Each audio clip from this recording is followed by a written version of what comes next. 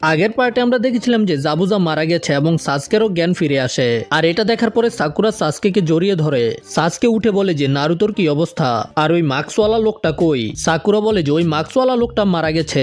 আর Naruto সেখানে আসার পরে সাসকেকে জীবিত দেখে কান্না করতে শুরু করে। আমি পুরো কেঁদে দিয়েছি। তখনই পিছনে তাকিয়ে হাকুকে দেখতে পায় আর জাবুজার কথা মনে করে। নারুতো চিন্তা করে হাকুর মন অনেক ভালো ছিল। তারপরে কাকাশি বলে চলো সবকিছু ঠিক আছে, এখন সাসকেও ঠিক আছে। কিন্তু তখনই ওই ডাকাতরা বলে যে এখন এই সবকিছু শেষ হয়নি। ওই গ্যাং আজকে আমরা এদেরকে ছাড়বো না, কেটে ফেলবো, মেরে ফেলবো, চিড়ে ফেলবো। গাটো তো চলে গেছে, এখন আমাদের টাকা কে দিবে? এখন তো আমরা এখান থেকে খালি হাতে যেতে পারবো না, এই জন্য আমাদেরকে এই গ্রামকেই লুটে নিয়ে যেতে হবে। তখনই ওই ডাকাতগুলো সামনে আসতে শুরু করে। তখনই সেখানে একটা তীর এসে পড়ে। আর আমরা দেখতে পাই যে এটা আর কেউ না, ইনারি ছিল। তাও সে একা না, পুরো গ্রামবাসীকে নিয়ে এখানে চলে এসেছে। নারুতো এটা দেখে খুশি হয়ে যায়। আর ইনারি বলে যে হিরোরা সবসময় একেবারে শেষ মুহূর্তেই আসে।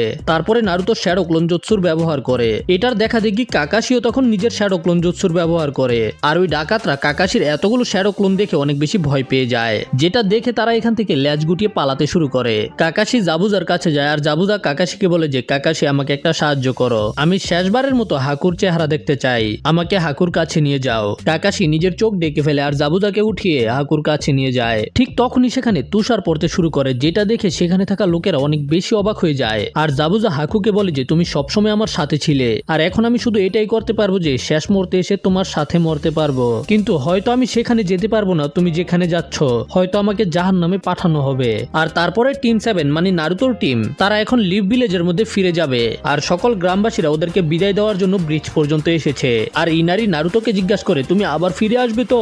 নারুতো তখন ইমোশনাল হয়ে বলে যে হ্যাঁ বন্ধু, আমি আবারও ফিরে আসবো। এখন তুমি কান্না করতে পারবে, কান্না করা কোনো খারাপ বিষয় না। এটা শুনে ইনারি নারুতোকে জিজ্ঞাসা করে তাহলে তুমি কান্না করছো না কেন?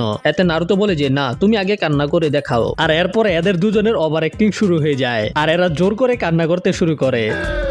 সাকুরা এটা দেখে অনেক বেশি বিরক্ত হয়ে যায়, ভাই ওরা কি করতেছে। আর শেষে আমরা দেখতে পাই যে ওই ব্রিজটা সম্পূর্ণ তৈরি হয়ে গেছে। আর গ্রামবাসীরা এই ব্রিজের নাম রেখেছে নারুতো ব্রিজ। আর টিম 7ও নিজেদের পরের মিশনের জন্য বেরিয়ে পড়ে। এর পরের সিনে আমরা নারুতো, সাকুরা এবং সাসকেকে দেখতে পাই। তারা এখানে কাকাশির জন্য অপেক্ষা করছিল।